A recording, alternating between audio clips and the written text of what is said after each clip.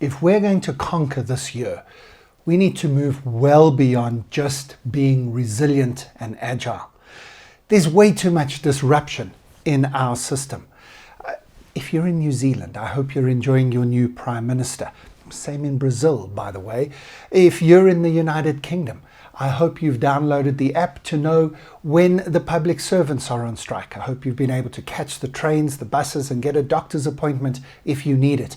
And to be fair, it's not just the United Kingdom. There are more public servants on strike all around the world than there've been in a long time. Russia's still engaged in an unnecessary war, and our supply chains are disrupted. There's chaos everywhere. Extreme weather is causing droughts and floods in opposite parts of the world. And of course, in America, we've got Chinese weather balloons being shot out of the sky and other unidentified flying objects. It's a little bit crazy right now. In your environment, in your world, in your industry, I'm sure that the disruption is continuing. How do we respond to that?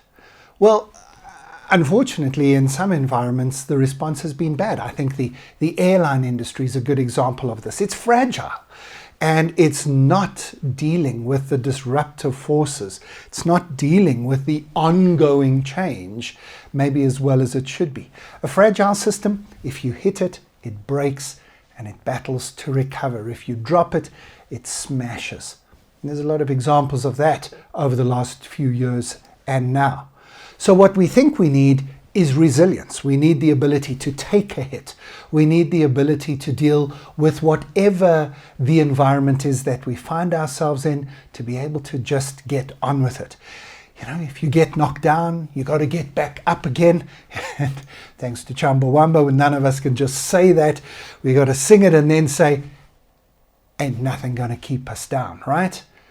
But we've got to go beyond just mere resilience.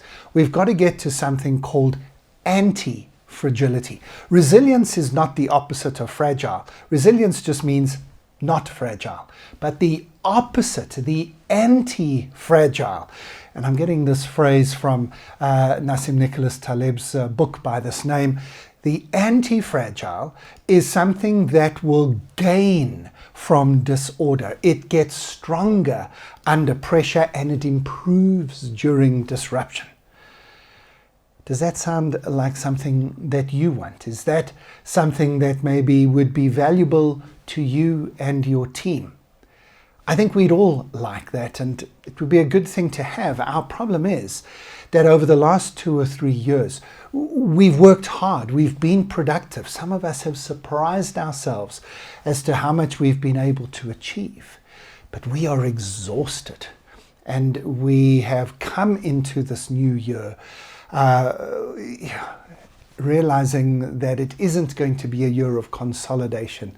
It's going to be a year of continued disruption, and I don't know if we're ready for it. So what we need to do is we need to ensure that all of our teams have this little boost as we get into 2023, that we help our people to benefit from being anti-fragile, to learn what that means and to learn how to do it. We need to help them to focus on peak performance, which is something like what professional athletes do, where they realize that yes, you've got to give it everything, but you've also got to have time to recover, to refresh, to get back into training.